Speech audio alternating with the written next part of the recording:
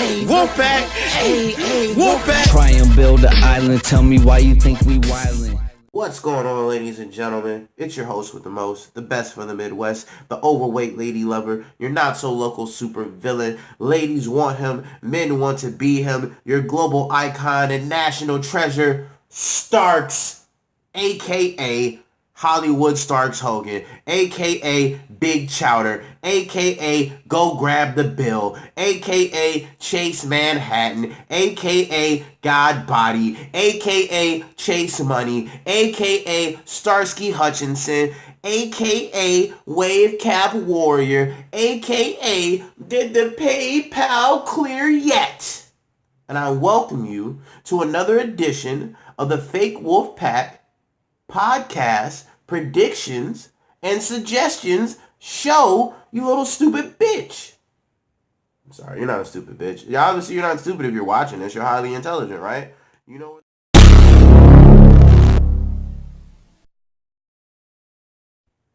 Ooh, baby, I like it raw.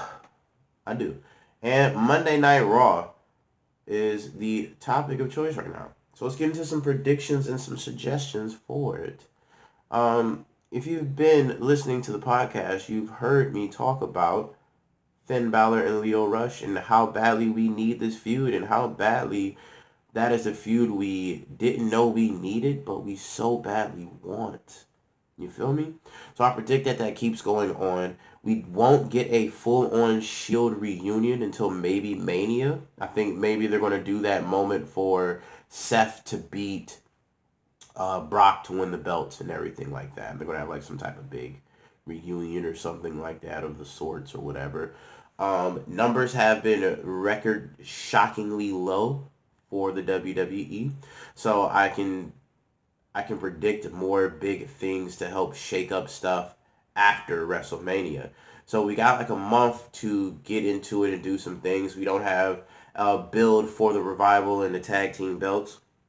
But I feel that that's going to be coming up soon. I feel that Heavy Machinery is going to take the Raw tag team belts because of some other things that happened later on in this week.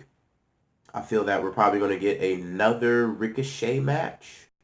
Another Ricochet and Aleister Black match coming up within the next week or so on Monday Night Raw. Some more competitors for Sasha and Bayley. I know we got Fastlane coming up this weekend, so I expected it to be kind of slow and just build for this pay-per-view. I couldn't tell you so many, like, what else or what is all on the card for the pay-per-view besides everything on SmackDown. Usos versus Shane and Miz. We got Asuka versus Mandy Rose. Daniel Bryan versus Kofi Kingston. I'm sorry, Daniel Bryan versus Kevin Owens. I just don't think there's too many things on Raw going on for that. But nonetheless, I feel that Lacey Evans is going to make her debut before Mania. And she's going to do something weird. I'm tired of her walking out. I feel that she's going to walk out on the right person segment, and they're just going to snatch her up and bring her into the ring.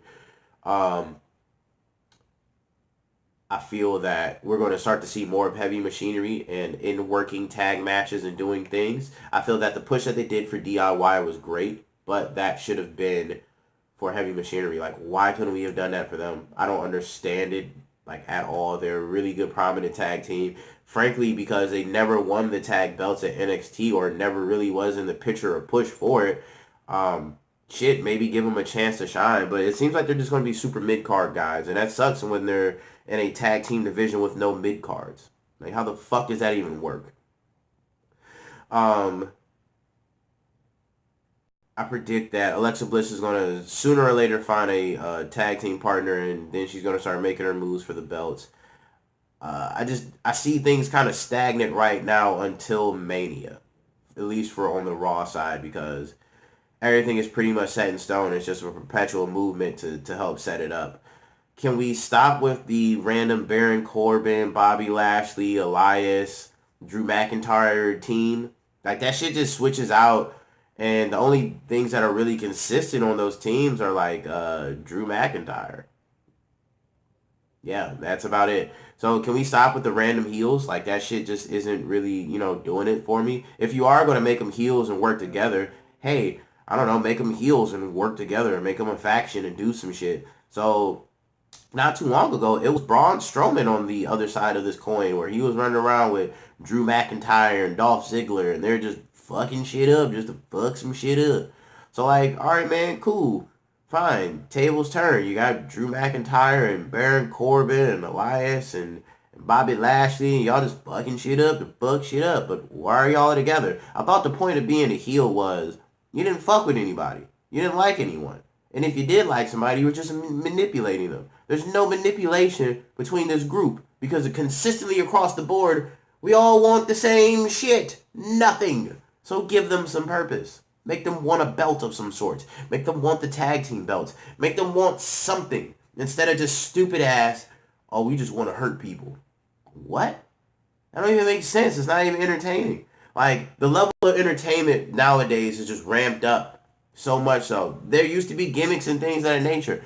The Mountie used to fight fucking Sergeant Slaughter. Because we had border wars, motherfucker. Like, that's what it was. Like, you know what I mean? Like, the Repo Man, people hated him. He was a good villain. Good heel. You know why the Repo Man was a good heel? Because everybody becomes late on payments. And you know what you're really scared of? The fucking Repo Man. Plain, cut, simple. It. Another good heel? Fucking Ted DiBiase. $1 Million Man. You know what his whole gimmick was? I got fucking money. I got money. I think they're running so far away from characters, right? And they're just not doing real development. That's all that needs to be done and said about Monday Night Raw and WWE. Let's get some more actual character development. Maybe making characters.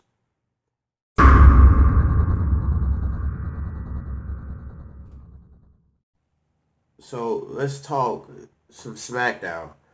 Um, so Fastlane is pretty much set in stone now, or so we think.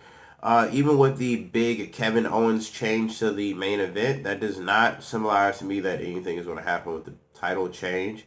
It just says to me that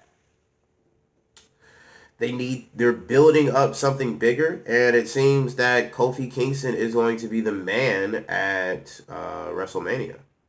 So that seems to be the huge push and everything to that. So I'm excited to see all of that going. I really want to see somebody rightfully so face Asuka, like Mandy Rose stepping up to the plate, but I would love for just, I don't know, anyone else other than Mandy Rose, excuse me, like legit anyone.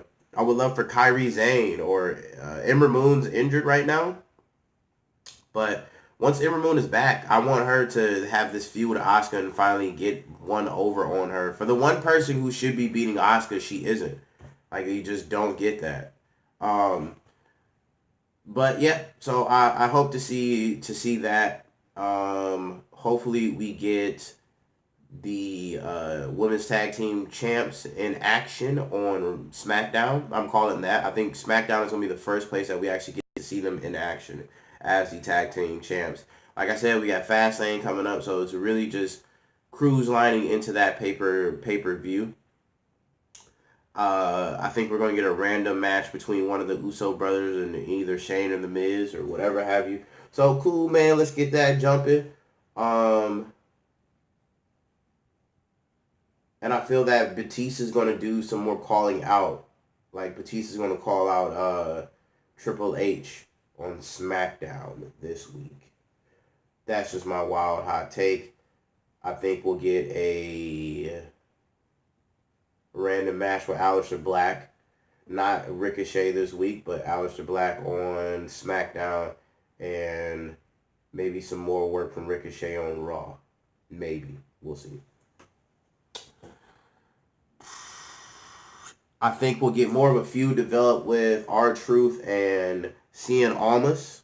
I think that is what's probably going to happen.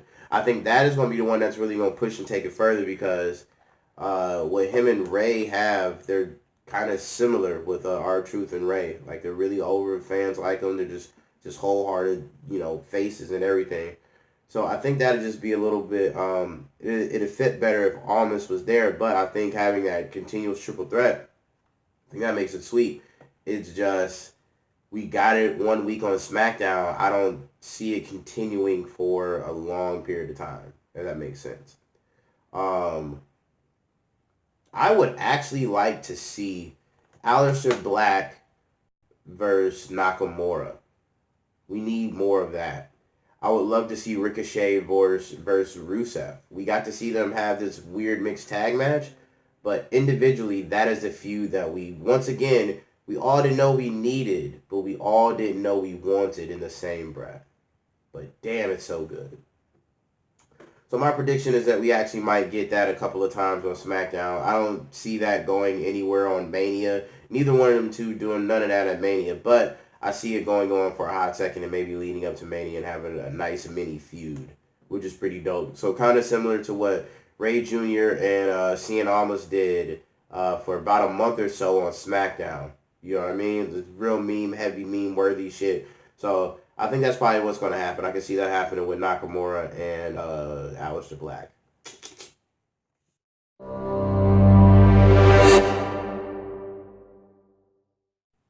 So let's talk my favorite brand, NXT.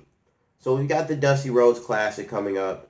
I think that's probably going to take maybe like 2 or 3 episodes.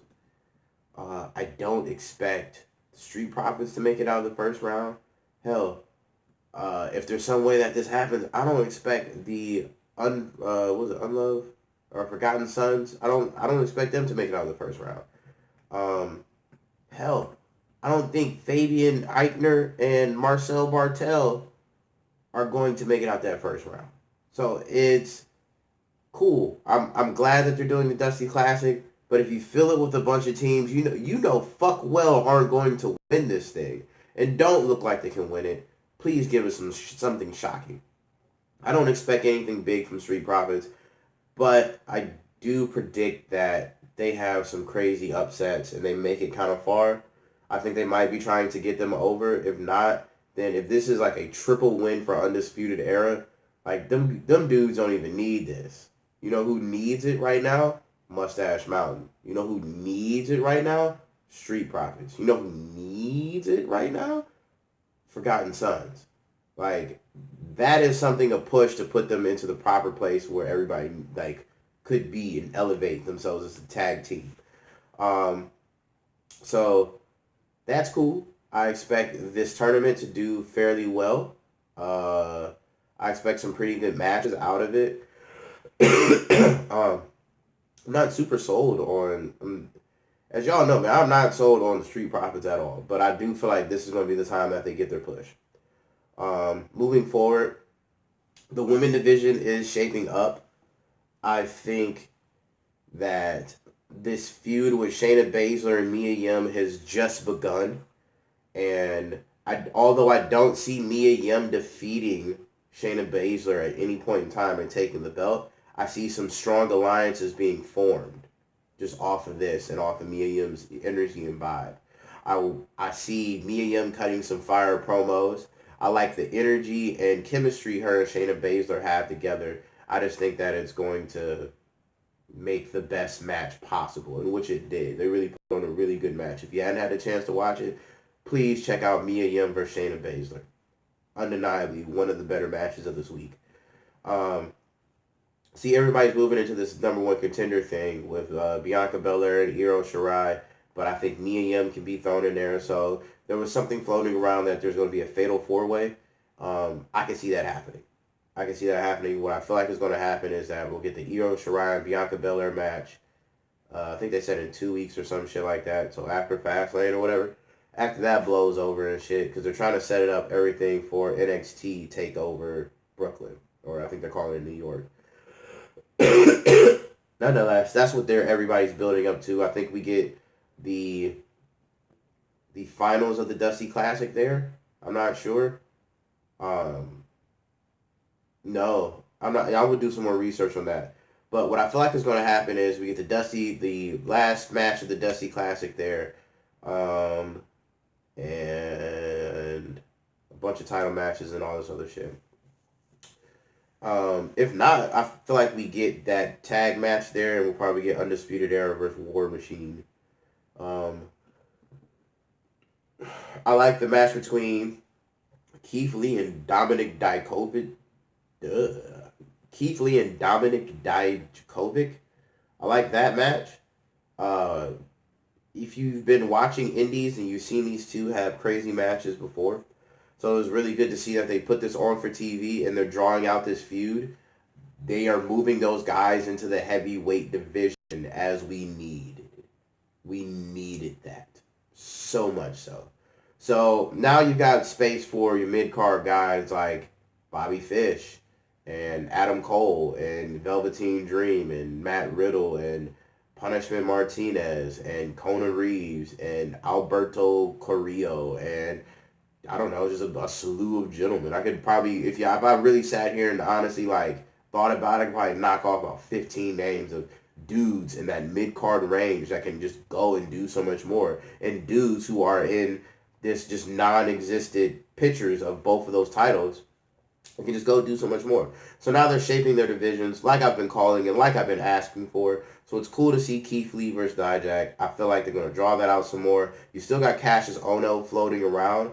I feel that we're going to get a weird feud between Matt Riddle and Velveteen Dream. I feel like that's going to be the next thing up and coming down the pipeline. I know Matt Riddle is very over with the execs. I just don't see that Velveteen losing his title so quickly. If he does, then to me that just symbolizes he's going somewhere else afterwards. So we'll see what happens. I predict that the Flying Pirates will get a NXT tag match before a lot of people thought. I think that's where they're going to do something. I said earlier it's going to be SmackDown, but if it's not SmackDown, I'm saying they're going NXT. Like, that is something that is much needed. I think Io Shirai and Kairi Sane versus Sasha and Bayley for the tag belts and putting on like a 5-star match. Oh, yeah. And maybe doing it at like an NXT takeover. That's my call. That's my crazy hot take for this week. I think we're good. I think that's everything I could say about NXT. My name is Starks. This has been another fine episode of the fake Wolf Pact Podcast Predictions and Suggestions show. And I urge you all to do one thing. Please, please, please. Stay true and remember, keep killing shit. Wolf Pact, Wolf Pact. Try and build an island. Tell me why you think we wildin'.